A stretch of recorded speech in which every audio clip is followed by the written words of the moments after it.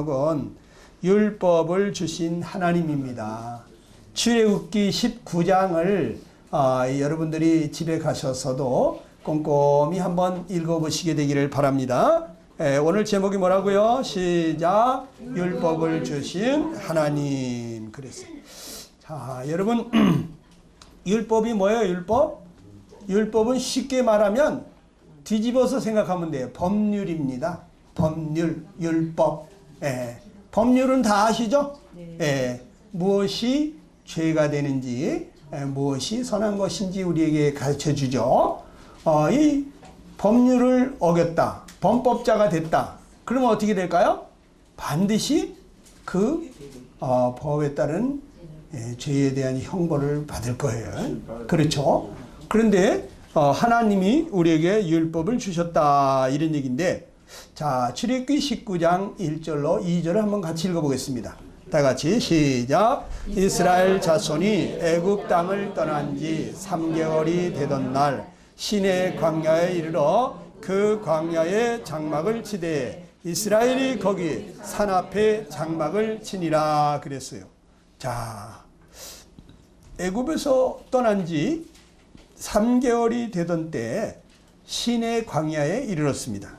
시내산 앞에 광야가 있었는데 거기에 장막을 쳤어요. 이스라엘 백성들이 약 250만 명 정도가 이 텐트를 친다는 거 이거 쉬운 일이 아니죠.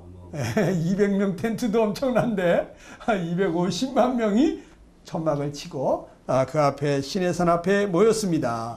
그런데 이 산이 어디냐면 하나님이 모세에게 약속하신 산이에요. 모세를 부르실 때 하나님이 뭐라 그랬습니까? 출애굽기 3장 12절 한번 읽어봅시다. 시작. 하나님이 가라사대 내가 백성을 애굽에서 인도하여 낸 후에 너희가 이 산에서 하나님을 섬기리니 이것이 내가 너를 보낸 증거니라 그랬어요. 모세를 부르실 때 이 호렙산 떨기나무에 그 가시나무에 불이 붙었는데 이 불이 꺼지지가 않고 나무가 타가지고 재가 돼야 되는데 계속 타고 있으니까 이상하다 해가지고 모세가 가까이 갔더니 거기서 소리가 나는 거예요. 모세야, 내 신을 벗어라. 그래요? 내가 선 곳은 거룩한 곳이니라. 하나님이 거기 오신 거죠. 그래서 그 불꽃 가운데서 하나님이 말씀하십니다. 너 이제 애굽에 가서 내 백성 이스라엘을 구원해내라. 그래가지고 그 백성들을 어떻게? 바로 여기 너희가 이 산에서 내가 너를 만난 바로 이 산에서 하나님을 섬기게 될 것이다. 이것이 바로 내가 너를 보낸 증거다. 이렇게 말했어요. 하나님이 모세를 보내면서 약속하신 거예요. 이스라엘 백성들을 다시 이곳으로 데리고 와서 여기서 하나님을 섬기게 하겠다 그랬어요. 그런데 바로 그 호렙산이 그게 굉장히 큰 산인데 그 호렙산이 신의 산이라고도 합니다. 왜냐하면 이 호렙산 우리 태백산맥의 줄기에 보면은 여러 산봉우리들이 있는 것처럼 이 호렙산 산맥에 신의 산이라고 하는 아주 제일 높은 봉우리가 있어요. 바위산으로 되어져 있는데 이 바위산에 하나님이 임하실 때 거기에 굉장히 그 옹기점 연기와 같이 연기가 뽀얗게 일어나고 하나님이 불 가운데 오셨다고 그랬어요. 그래서 지금도 이 신의 산에 가보면 불로 태운 것 같이 바위가 새까맣게 타 있습니다. 신기하죠? 여러분, 이 불과 화염으로 연기가 자욱했던 신의 산이 바로 여긴데 하나님이 출애굽기 19장 4절을 보게 되면 이렇게 말합니다. 시작. 내가 애굽 사람에게 어떻게 행하였음과 내가 어떻게 독수리 날개로 너희를 업어 내게로 인도하였음을 너희가 보았느니라. 이렇게 말해요. 하나님이 그동안에 애굽 사람들에게 내가 어떻게 했는지 너희가 알지 않느냐. 애굽의 그 바로왕의 복종 아래 있을 때 그 10가지 재앙을 내리시면서 이 바로왕이 벌벌 떨면서 이스라엘 백성들 다 데리고 가라고 했죠. 그리고 이 홍해를 건널 때 바로의 군대들이 막 추격해 올 때 그 군사들을 전부 다 물속에 수장을 시켜버리신 하나님이십니다. 예. 그런데 그 하나님이 너희를 어떻게 했느냐? 하나님이 이스라엘 사람들에게 어떻게 했습니까? 독수리 날개로 너희를 업어서 내게로 인도하였다, 이렇게 표현합니다. 독수리가 그 새끼를 업어 나르는 것 같이 이 바다를, 홍해 바다를 그냥 마른 땅 밟듯이 건너갔다 이거죠. 여러분, 바다를 어떻게 건너가겠습니까? 누가 헤엄쳐서 그 바다를 건너가겠습니까? 아무도 건너갈 수 없어요. 그런데 그 홍해 바다를 두 쪽을 내시면서 하나님이 이스라엘 백성들을 마른 땅 밟듯이 건너가게 하시는데, 마치 독수리가 새끼를 업어 나르듯이 물 한 방울 묻히지 아니하고 바다를 건너가듯이 하나님이 그렇게 이스라엘 백성들에게 일방적인 은혜를 베푸셨습니다. 애굽에 있을 때 이스라엘 백성들이 그 바로의 폭종 아래서 울부짖으면서 하나님한테 살려달라고 부르짖을 때, 그럴 때 하나님이 그 백성들을 거기서 건져내시는데, 하나님의 무궁하신 사랑으로, 하나님의 은혜로 하신 거예요. 그러니까 하나님이 일방적인 은혜로 이 백성들을 이끌어 오셨고, 또한 광야에서 그들에게 먹을 것을 주셨고 마실 물을 주셨고 대적들과 싸워서 이기게 해주시면서 하나님이 이렇게 그들을 특별한 은총으로 돌아보시는데, 그런데 이 백성들이 툭하면 원망하고 불평합니다. 조금만 환경이 안 좋아지면 그냥 우리가 뭐 매장지가 없어서 광야에다가 매장을 하려고 여기로 데리고 왔냐, 막 이런 소리 해대면서 뭐 물이 없으면 우리 다 목말라 죽게 생겼으니 물을 달라. 하나님이 계시긴 계신 거냐? 계시면 한번 물을 내보라고, 이 사막에 물을 내보라고 이렇게 하나님을 시험하고 툭하면 원망하고, 우리 여기서 다 굶어 죽게 생겼다, 여기서 뭐 먹고 사냐 난리칠 때 또 하나님이 아침마다 만나를 비오듯이 내려주셨잖아요. 예. 근데 이 백성들이 하나님이 자기들에게 은혜로 이게 과분한 사랑을 베풀어 주시는데 그것을 몰라.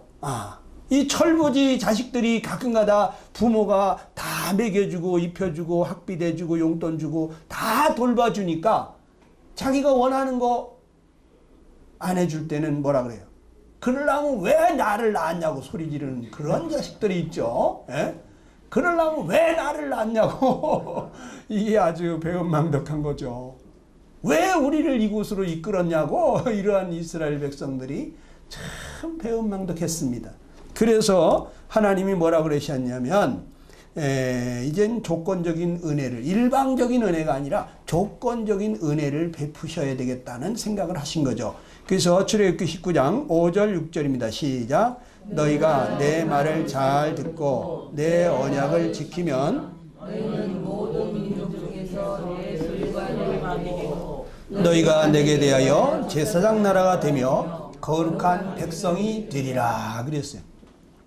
자, 지금까지는 그 백성들이 잘한 것이 없을지라도 일방적으로 그냥 그 물이 위에서 아래로 흐르듯이 하나님이 사랑으로 그냥 은혜로 과분하게 하셨는데, 그런데 이제부터는 너희가 내 말을 잘 듣고 내 언약을 지키면 내가 이렇게 하겠다. 그러면 무슨 얘기입니까? 하나님 말씀을 잘 지키지 않으면 화가 내린다는 거죠. 저주가 내린다는 거죠. 재앙이 내린다는 거죠. 자, 그런데 하나님이 하나님의 말씀을 잘 듣고 지키게 될 때 어떤 복을 준다 그랬습니까? 모든 민족 중에서 너희가 내 소유가 되리라 그랬어요. 이 하나님의 소유가 된다고 하는 것은 뭐냐면 하나님이 특별히 귀히 여기는 보배와 같은 존재가 된다, 이런 얘기예요. 예. 왕이 자기 그 왕좌 옆에 보게 되면 말이죠, 이 금궤가 있습니다. 그 안에 아주 신기하고 묘한 그 보석들, 보배들을 거기다가 모아놓는데, 바로 왕이 가장 귀히 여기는 이 보물들을 거기에다가 모아놓은 것처럼 바로 하나님께서 이스라엘 백성들을 그렇게 보물과 같이 귀히 여기시겠다. 모든 민족 중에서 너희가 나의 보물이 보배가 될 것이다. 이렇게 얘기하는 것이죠. 이건 무슨 얘기입니까? 하나님이 눈동자와 같이 지키시겠다. 엄청난 은혜죠. 예. 그 다음에 또 어떤 은혜를 주시겠다 그랬습니까? 제사장 나라가 되게 하겠다. 예? 이거는 뭐예요? 많은 나라가 있지만 너희가 바로 하늘과 땅 사이를 이어주는, 하늘의 축복을 이 지상에 부어주는 통로가 되게 하겠다. 너희로 말미암아 천하 만민이 복을 얻게 될 것이다. 또 이 모든 인생들이 하나님을 만나게 하는 통로가 되는 나라가 바로 너희가 될 것이다. 너희가 거룩한 통로가 될 것이다 하는 거죠. 예. 이거 하나님의 특별한 축복이죠. 자, 그 다음에 또 어떤 복을 주신다 그랬습니까? 너희를 거룩한 백성이 되게 하리라 그랬어요. 거룩한 백성. 자, 모든 사람들이 다 죄인인데 이스라엘 백성을 거룩한 백성이 되게 한다는 것은 무엇입니까? 바로 하나님이 그 백성들과 함께 하시겠다는 얘기입니다. 하나님은 거룩하신 분이십니다. 하나님은 거룩한 백성과 함께 하시는 것이에요. 하나님이 이 백성들과 함께 하시면서 임재하시면서 이 백성들을 친히 동행하시면서 돌보시겠다고 하는 거예요. 하나님이 함께 하시면 부족함이 있을까요? 없을까요? 없습니다. 할렐루야. 여러분, 하나님이 함께 하시면 아무 부족함이 없어요. 제가 그거를 온몸으로 경험했고 여기 믿는 우리 성도님들이 그러한 은혜를 경험했죠. 예. 그런데 이 하나님이 함께 하시지 않는 사람들은 뭔가 계속 부족함을 느끼죠. 예. 맨날 힘쓰고 애쓰면서 그 부족을 채워보려고 하지만 바다는 메꿔도 인간의 그 욕망은 메꿀 수가 없어요. 그렇기 때문에 늘 뭔가 허전함을 느끼죠. 뭘 공허함을 느끼죠. 그러니까 그걸 채워보려고 술로다가 어떤 사람은 노래방에 가서 과음을 지르면서 소리소리 노래를 부르고, 어떤 사람은 클럽에 가서 춤을 추고, 어떤 사람은 골프채를 흔들어대고, 어떤 사람은 레저 스포츠를 즐기고, 저마다 자기 취미 생활을 찾아서 만나는 곳을 찾아서 또 아름다운 그 여행지를 찾아서 다양한 방법으로 그 공허한 심령을 채워보려고 노력하지만 채워집니까? 채워도 그때뿐이고 또 허전함을 느끼게 되는 것이죠. 그런데 하나님이 함께 하시면 아무 부족함이 없는 이러한 놀라운 삶을 살게 되는 거예요. 왜냐하면 하나님이 함께 하시면서 평화를 주시고 기쁨을 주시고 하나님이 친히 지켜주시고 돌봐주시기 때문에 아무 걱정 근심이 없게 되는 것입니다. 자, 그런데 이러한 은혜를, 이러한 복을 누구에게 준다고 그랬습니까? 내 말을 잘 듣고 내 언약을 지키면 주겠다는 거예요. 그동안에는 그냥 무조건 주셨습니다. 하나님이 그냥 사랑으로, 은혜로 그냥 주셨습니다. 받을 자격이 전혀 없는 자들에게 과분한 사랑을 베푸셨습니다. 그러나 너희들 내가 그렇게 은혜로 해보니까 아주 버릇없고 배은망덕한 소리를 자꾸 하는데 안 되겠다. 앞으로는 내 말을 지켜 행하면 너희에게 이러한 복을 주겠다 하고 조건적인 은혜를 제시하신 것입니다.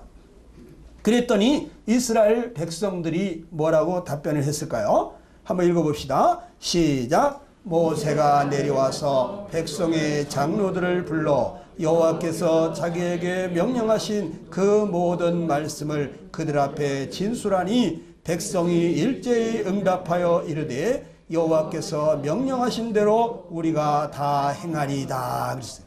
와, 모세가 장로들을 다 모아놓고 얘기합니다. 그 많은 사람들에게 무슨 확성기가 있는 것도 아니고 어떻게 이야기하냐면 장로들을 불러서 이야기를 합니다. 그러면 장로들은 각 자기 민족 자기 지파에 가가지고 또 얘기를 합니다. 그래가지고 저 말단 어린아이까지 그 모세가 한 얘기가 금방 다 퍼지게 되죠. 예. 그런데 하나님이 이렇게 하신다고 모세가 말했을 때 그들이 어떻게 일제히 응답했습니다. 여호와께서 명령하시는 대로 우리가 다 행할 테니까 우리에게 그런 복을 주십시오 하고 얘기를 했습니다. 여러분도 정말 하나님의 눈동자와 같은 정말 그러한 하나님이 보실 때 온 세상에서 가장 귀한 보물과 같은 존재가 되기를 원하십니까? 답변이 없으신데 잘 생각해 보시기 바랍니다. 여러분 정말 이 도둑이 집안에 들어가지고 훔쳐갈 때 다른 거는 가져가지 않냐고 그 보물만 가져가는 거예요. 그렇죠? 그런데 하나님이 이 세상에 오셔가지고 정말 그 하나님의 그 가장 귀한 것을 데리고 가실 때 하나님이 보물과 같이 여기는 하나님의 거룩한 성도들, 하나님의 자녀들만 데리고 가는 것입니다. 여러분 하나님께 보배 같은 존재가 되기를 원하십니까? 아멘. 아멘. 예. 그리고 정말 여러분들을 통해서 세상이 복을 받는 여러분들이 복의 통로가 되는 이러한 제사장 같은 존재가 되기를 원하십니까? 아멘. 예. 그리고 여러분들을 정말 이제 하나님이 함께 하시면서 정말 죽는 날까지 세상 끝까지 늘 동행하시면서 돌아보시는 그러한 하나님의 임재가 충만한 그러한 삶을 살기를 원하십니까? 아멘. 네, 그렇습니까? 저도 그렇습니다. 저도 그렇습니다. 그런데 이스라엘 백성들이 그 하나님이 주시겠다는 복에 대해서는 정말 그 복을 받기를 원하니까 일제히 대답을 합니다. 우리가 다 행할 테니까 말씀만 하십시오 하겠습니다. 그런데 이 백성들이 자신을 모르는 거예요. 예. 이 백성들이 정말 어떤 자들입니까? 지난날 과오를 망각해버린 거예요. 예? 지난날 하나님이 은혜로 이 백성들을 대할 때 이 백성들이 어떻게 했습니까? 하나님께 영광을 돌렸습니까? 하나님을 기쁘게 했습니까? 하나님의 뜻대로 살았을까요?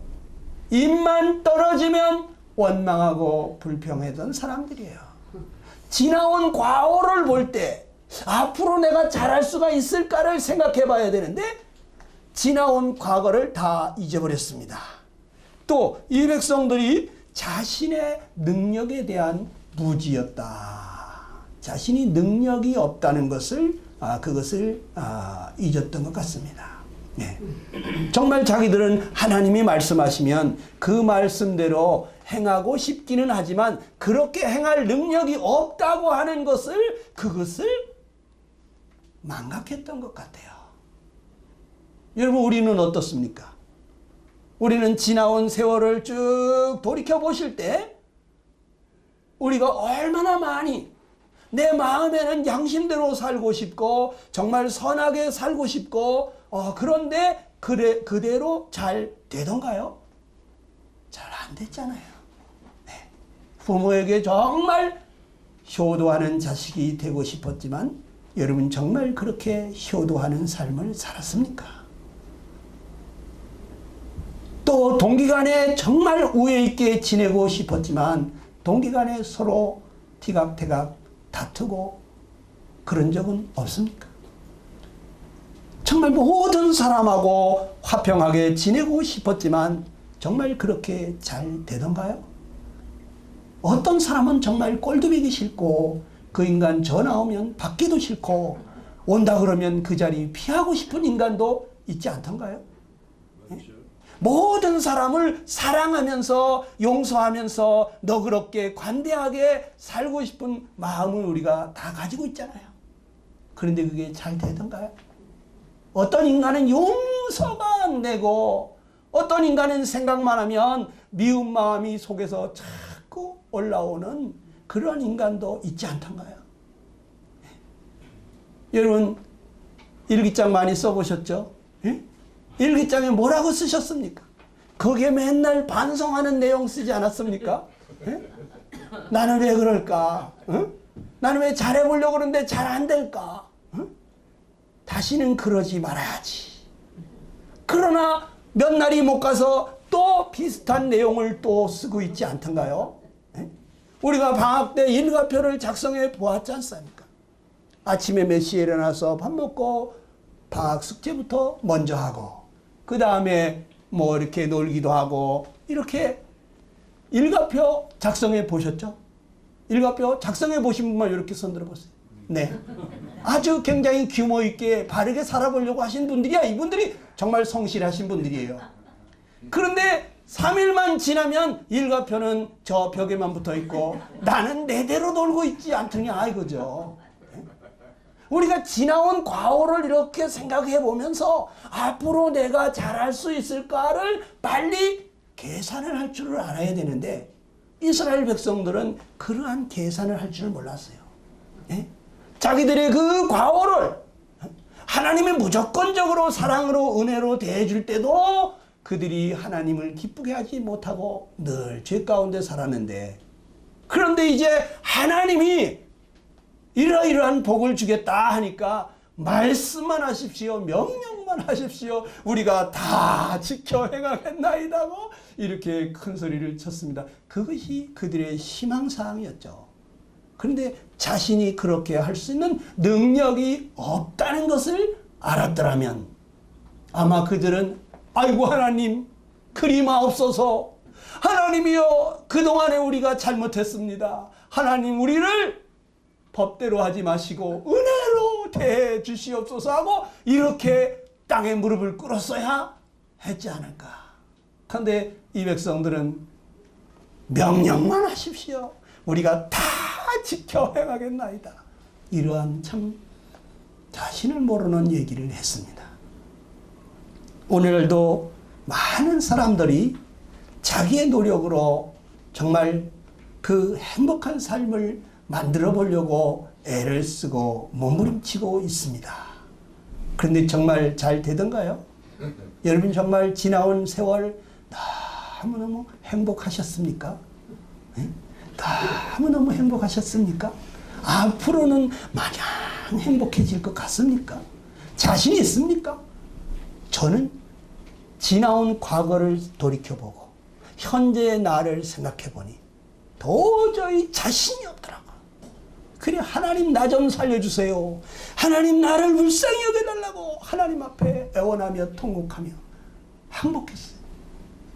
하나님이 저를 은혜로 받아주셨는데 그 이후로 하나님이 저와 함께 하시니까 하나님의 능력이 저와 함께 하시니까 죄 짓는 게 어렵고 이제 선을 행하고 의를 행하고 사랑하고 이렇게 화목하고 이렇게 사는 것이 더 쉬워졌어요. 네. 환경이 아무리 어려워도 주님의 평화가 나의 평화, 주님의 기쁨이 나의 기쁨이 되니까 이 마음이 그렇게 행복하더라고요. 네. 여러분도 그런 은혜 있기를 간절히 축원합니다. 자, 그래서 하나님이 이 백성들에게 어떻게 했을까요?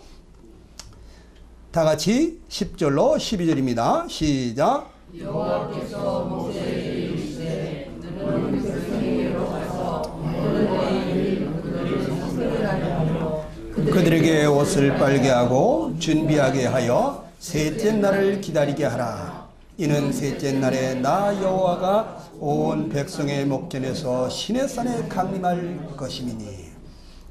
하나님께서 이제 이스라엘 백성들에게 강림하겠다고 했습니다. 그런데 하나님이 오시기 전에 너희들이 먼저 성결하라. 옷을 빨아라. 셋째 날 내가 올 거니까 그때 기다려라. 여러분 하나님의 임재를 경험하려면 성결해야 합니다. 우리가 죄를 먹고 마시면서 죄 가운데 즐기고 있으면서 하나님 제게 오셔서 성령으로 오셔서 나를 구원해 주십시오. 여러분, 하나님 절대로 오지 않습니다. 자기 죄를 회개하는 사람, 자기의 그 부정한 것을 빨고 성결케 하는 사람, 이러한 사람에게 하나님이 임하시는 것이에요. 하나님은 죄를 용납하실 수가 없는 분이에요. 죄와 함께 할 수가 없는 거룩하신 분이에요. 그런데 그 사람은 사랑하시오. 여러분들을 사랑하시고 구원하고 싶은데, 그런데 여러분이 그 죄를 즐기고 누리면서 날마다 그 죄 가운데 살기를 즐겨하면 하나님 만날 수가 없습니다. 여러분, 그래서 먼저 이스라엘 백성들에게 하나님이 강림하기 전에 너희 자신을 성결케 하라고 했어요. 그래서 셋째 날에 하나님이 임하시게 되는데, 한번 봅시다. 시작. 셋째 날에 나 여호와가 온 백성의 목전에서 시내 산에 강림할 것임이니 너는 백성을 위하여 주위에 경계를 정하라. 산을 침범하는 자는 반드시 죽임을 당할 것이다. 그랬습니다. 여러분, 하나님이 말씀하신 그 셋째 날에 그 이스라엘 백성의 목전에서 강림을 하시게 되는데, 그때 산을 침범하는 자는 반드시 죽임을 당할 것이다 그랬어요. 예. 하나님은 거룩하신 분이기 때문에 하박국 1장 13절에는 이렇게 말합니다. 주께서는 눈이 정결하심으로 악을 참아 보지 못하신다 그랬어요. 예. 하나님은 정결하신 분이기 때문에, 그래서 이 모세라고 하는 훌륭한 지도자도 정말 하나님의 그 영광을 한번 보고 싶다고 했을 때 하나님이 이렇게 말합니다. 출애굽기 33장 20절에 보면 내가 내 얼굴을 보지 못하리니 나를 보고는 살 자가 없음이니라 그랬어요. 모세와 같이 그렇게 훌륭한 지도자도 하나님을 보고서는 살 수가 없다. 그만큼 하나님은 거룩하신 분이에요. 햇빛보다도 더 밝으신 분이 우리 하나님이십니다. 우리가 저 태양을 사랑한다고 너무너무 따뜻하고 좋다고 한번 안아보고 싶다고 여러분들이 가까이 가게 되면 어떻게 될까? 여러분 다 죽어요. 그런데 저 햇빛을 지으신 창조주 하나님, 그 햇빛보다도 더 밝으신 그 거룩하신 하나님을 사람이 보고 살 수 있을까? 사람은 죽어요. 여러분, 그래 이스라엘 백성들에게 하나님이 임하시는데 어떤 모습으로 임하셨는지 한번 봅시다. 셋째 날 시작. 셋째 날 아침에 우레와 번개와 빽빽한 구름이 산 위에 있고 나팔 소리가 매우 크게 들리니 진중에 있는 모든 백성이 다 떨더라. 시내 산에 연기가 자욱하니 여호와께서 불 가운데서 거기 강림하심이라. 그 연기가 옹기까마 연기같이 떠오르고 온 산이 크게 진동하였다 그랬습니다. 여러분, 이 얘기를 가만히 살펴보세요. 하나님이 그 시내 산에 임할 때요, 천둥 번개가 막 쳤다는 거예요. 우레와 번개가 막 치는데 빽빽한 구름이 내려온다는 거예요. 깜깜한 흑암이 쭉 내려오는데 천둥 번개가 사정없이 내리칩니다. 여러분, 그리고 연기가 뽀얗게 올라오는데 거기에 시뻘건 불덩어리가 보입니다. 그리고 거기에 그 산이 막 진동을 하면서 지진이 일어나듯이 산이 흔들리는 거예요. 여러분, 얼마나 무서울까요? 여러분이 그 상황에 됐다면 어땠을까요? 산이 막 흔들리고 온 세상이 대낮에 캄캄해지면서 천둥 번개가 사정없이 내리치면서 연기가 뽀얗게 일어나고 그 시뻘건 불덩어리가 막 보이는데 여러분은 얼마나 무섭겠어요? 네. 하나님이 이러한 모습으로 그들에게 임하셨는데 우리 하나님은 어떤 분이시냐? 지극히 거룩하신 하나님이기 때문에 사람이 가까이 할 수 없는 그러한 분이신 것입니다. 여러분, 하나님을 가볍게 알면은 큰일 납니다. 여러분, 엊그제 어떤 형제가 유튜브를 보다 보니까 이 사탄교라는 것이 있는데 그 사단교에 빠져 있었던 사람이 자기 고백을 쫙 하는 내용을 들어보니까 사탄경이라는 게 있답니다. 성경이 아니고 사탄경. 사탄경 1장 1절에 네 몸은 네 것이니라 이렇게 나온답니다. 에? 이게 하나님 것이 아니라 네 몸은 네 것이다. 그러면서 바로 인간은 하나님과 하나님에게 종속되어 있었는데 이 사탄 마귀가 하나님의 종속되어 있던 인간을 해방시켰다고 이렇게 나온답니다. 예. 여러분 이 사단에게 여러분 사로잡히면 정말 무섭습니다. 예. 하나님은 지극히 거룩하신 하나님이십니다. 우리가 하나님을 가볍게 생각하면 여러분 큰 코 다치십니다. 하나님은 얼마나 참 거룩하신 분이신지 이 백성들이 저 산 밑에서 이렇게 쫙 그 산 주변으로다가 경계를 줄을 치고 감히 올라가지도 못하고 벌벌 떨면서 뭐라고 그랬느냐. 자, 그 얘기하기 전에 한번 하나님이 이 율법을 그 백성들에게 주시는데 이 율법이 요구하는 것이 뭔가를 보니까 마태복음 5장 시작. 그러므로 하늘에 계신 너희 아버지의 온전하심 같이 너희도 온전하라 이렇게 말합니다. 하나님이 거룩하시고 온전하신 티끌만큼도 죄가 없는 분이시기 때문에 우리에게도 온전해질 것을 요구하시는 거예요. 이 율법의 의의는 완전한 순종을 우리에게 요구하고 있습니다. 그래서 야고보서 2장 10절에는 이렇게 말하죠. 시작. 누구든지 온 율법을 지키다가 그 하나를 범하면 모두 범한 자가 된다. 그랬어요. 우리가 하나님 말씀대로 잘 살다가 한 구절을 범했으면 범법자가 된다는 얘기죠. 여러분 우리가 쇠사슬이 다 100개 중에 99개가 잘 연결이 돼 있어도 하나가 풀리는 순간 그것은 쇠사슬은 다 풀린 것과 같은 것입니다. 우리가 하나님 앞에 사다리를 타고 올라가다가 중간에 사다리 하나만 끊어지면 그건 다 끊어진 것과 같은 것이죠. 하나님을 만날 수가 없습니다. 이 율법이라고 하는 것은 완전한 순종을 요구하는 거예요. 네. 하나라도 범했다면 그는 하나님 앞에 죄인이 되는 것이고 그 죄에 대한 형벌을 받을 수밖에 없는 것입니다. 그래서 이 율법의 행위에 속한 자들에 대해서 갈라디아서 3장 10절에는 이렇게 말합니다. 한번 같이 읽어봅시다. 시작. 율법 행위에 속한 자들은 저주 아래에 있나니 기록된 바 누구든지 율법책에 기록된 대로 모든 일을 항상 행하지 아니하는 자는 저주 아래에 있는 자라 하였습니다. 자, 율법대로 법대로 하려고 하는 사람들이 있죠. 이런 사람들은 저주 아래에 있다고 했습니다. 하나님의 그 법에 어떻게 하라고 하는 것을 정말 그대로 해보려고 하는 사람은 계속해서 힘쓰고 애쓰고 노력을 해야 됩니다.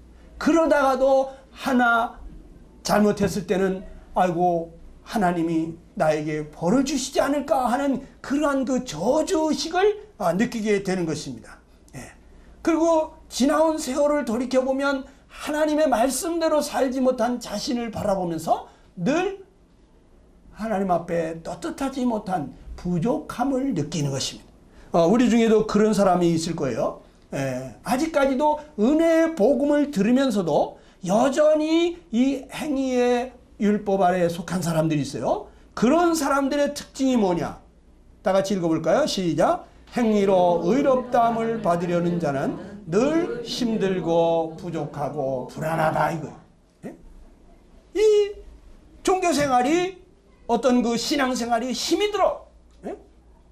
그 말씀대로 살아보려고 너무 애쓰다가 잘 안 되면은 늘 자기가 참 하나님 앞에 가기에 좀 부족하고 하나님한테 복 받기에는 좀 뭔가 부족하고 내가 이렇게 형편없는데 내 기도를 들어주실까? 늘 이런 그 부족함 가운데 이 불안 가운데 살게 되는 것입니다. 이건 지금 은혜 아래서 살고 있는 것이 아닙니다. 여러분들이 이 율법 하에서 살고 있는 모습이에요. 혹시 자기 자신을 자꾸 들여다보면서 아유 내가 이렇게 형편없는데 어떻게 천국에 가? 응? 아유 난 아직도 멀었어. 이러면서 자기 자신을 자꾸 들여다보고 있는 분이 계시다고 할 것 같으면 여러분 아직도 그 율법 속에 갇혀져 있는 사람이에요. 네. 근데 이 은혜 안에서 사는 사람은 하나님이 그 아들을 통해서 이루어 놓으신 내가 할 수 없는 그것을 다 이루신 율법을 다 지키셨을 뿐만 아니라 내 모든 죄를 다 담당해 주신 그 하나님의 은혜 안에 있는 사람은 그 마음속에 감사가 있고 평안이 있고 쉼이 있는 거예요. 네. 그래서 예배 드릴 때 이 마음속에서부터 이 감사가 넘쳐서 드리는 사람들이 있어요. 네. 하나님의 은혜를 아는 사람들이. 자, 율법이 말하는 게 무엇입니까? 다 같이 로마서 3장 19절입니다. 시작. 우리가 하나님과 모든 율법이 말하는 모든 힘을 갖고 온 세상으로 하나님의 입에 심한 아들이 자, 율법이 말하는 것은요, 모든 입을 막아요. 할 말이 없게 만들어요. 범죄자들은 말이 없습니다. 그냥 마스크를 쓰죠, 요즘은 아예. 그 고개 수그리죠. 유구무원입니다. 입은 있으되 할 말이 없습니다. 죄송합니다. 이게 모든 입을 막고 모든 사람을 심판 아래 있게 하는 것이 바로 율법이에요. 이 율법은 인간이 해야 될 도리를 말하는 것인데 이것이 수준이 굉장히 높아요. 네. 그 말씀을 따라 살면은 정말 좋은 거예요. 그런데 그 말씀대로 살지를 못하니까 그러니까 이게 입이 유구무원이 되는 것입니다. 그래서 뭐라고요? 시작. 율법은 모든 사람으로 하여금 자신이 죄인이며 심판받을 자임을 깨닫게 하는 것입니다. 그래서 이 하나님의 말씀을 잘 연구하고 살펴보게 되면은 내가 죄인이구나, 내가 정말 심판받을 자라구나 하는 것을 깨닫게 되는 것입니다. 자, 이 백성들은 어떻게 됐을까요? 하나님이 시내산의 그 불 가운데 강림하실 때 어떻게 했는지 한번 봅시다. 시작. 뭇 백성이 우레와 번개와 나팔 소리와 산의 연기를 본지라 그들이 볼 때에 떨며 멀리 서서 모세에게 이르되 당신이 우리에게 말씀하소서 우리가 들으리이다. 하나님이 우리에게 말씀하시지 말게 하소서 우리가 죽을까 하나이다. 그랬어요. 모세에게 말합니다. 당신이 하나님의 말씀을 대신 듣고 와서 우리에게 말해주세요. 하나님이 직접 우리에게 말한다고 내려오시는데 너무 무섭습니다. 두렵습니다. 벌벌벌벌 떨면서 그들이 멀리 서서 모세에게 말합니다. 당신이 우리에게 대신해 주세요. 우리가 죽을 것 같습니다. 무섭습니다. 걸어가신 하나님 정말 무섭습니다. 예. 법대로 하면 무섭습니다. 그러니까 여러분들 법대로 합시다 이런 소리 하지 마세요. 법대로 하면 정말 다 지옥입니다. 그냥 불쌍히 여겨주시고 서로 불쌍히 여겨주시고 부부간에도 서로 불쌍히 여기고 사랑으로 은혜로 부모 자식 간에도 서로 은혜로 해야지 법대로 자꾸 옳거니 그르거니 시비만 가리면 정말 삶이 퍽퍽해집니다. 아주 힘들어집니다. 자, 거룩한 하나님을 직접 대면한 것은 정말 두려운 일입니다. 너무너무 두려운 일입니다. 우리가 감히 하나님을 대면할 수도 없는 죄인들이지만 하나님이 인간들에게 이야기하겠다고 내려오시는데 그 캄캄한 그 구름 속에 자신을 감추시고 임하신 거예요. 네. 그대로 임하시면 사람들이 죽을 수밖에 없으니까. 그런데 어느 날 예수님의 제자들이 이 산에 올라갔는데 예수님이 거기에서 기도하시다가 갑자기 그 얼굴이 해같이 빛났다고 그랬어요. 그 옷이 사람이 아무리 시계 빨아도 그렇게 시계 빨 수 없을 정도로 하얗게 빛이 났다고 그랬습니다. 그런데 갑자기 그 옆에 모세와 엘리야라고 하는 구약 성경의 두 위대한 선지자가 나타나서 예수님하고 이야기하는 것을 봤습니다. 아니 오래전에 수천 년 전에 죽었던 그 모세와 엘리야가 나타나서 예수님하고 이야기를 하고 있습니다. 너무 황홀한 장면이었어요. 그래서 이 제자 중에 하나인 베드로가 주님, 여기 우리가 집을 세 채를 짓고 여기서 우리 주님을 위해서, 모세를 위해서, 엘리야를 위해서 집 세 채를 지을 테니까 여기서 삽시다. 여기 너무 좋습니다. 너무 황홀해가지고. 이 예수님이 누구냐? 바로 하나님이십니다. 성자 하나님, 아들 하나님이세요. 온 천지 만물을 창조하신 그 창조주 하나님이에요. 그런데 그때 갑자기 하늘로부터 구름이 쫙 내려오면서 구름 속에서 소리가 들립니다. 어떤 소리? 한번 읽어볼까요? 시작. 호련히 빛난 구름이 그들을 덮으며 구름 속에서 소리가 나서 이르시되 이는 내 사랑하는 아들이요 내 기뻐하는 자니 너희는 그의 말을 들으라. 그럽니다. 갑자기 구름 속에서 소리가 나기를 이는 내 사랑하는 아들 내 기뻐하는 자니 너희는 그의 말을 들으라 하시면서 구름이 싹 거치는데 모세와 엘리야는 사라지고 예수님만 덩그러니 있더라는 거예요. 바로 이 예수님이 누구냐? 하나님의 사랑하는 아들, 하나님이 기뻐하시는 자라고 하는 것입니다. 그 예수님의 말씀에 귀를 기울이라는 거예요. 여러분, 예수님이 어떤 분이십니까? 옛적에는 선지자들을 통해서 여러 부분과 여러 모양으로 우리에게, 우리 조상들에게 말씀하시던 하나님이 이 모든 날 마지막에 아들을 통하여 우리에게 말씀하신 것입니다. 더 이상 하나님이 선지자들을 보내지 않습니다. 하나님의 말씀을 증거하기 위해서 보내신 마지막 하나님의 사람이 누구냐? 바로 예수님이시에요. 그렇기 때문에 우리가 이 하나님의 아들의 음성에 귀를 기울여야 됩니다. 이사야 55장 3절에는 뭐라고 말합니까? 다 같이 읽어봅시다. 시작. 너희는 귀를 기울이고 내게로 나와 들으라. 그리하면 너희 영혼이 살리라. 여러분, 주님의 음성에 귀를 기울이셔야 돼요.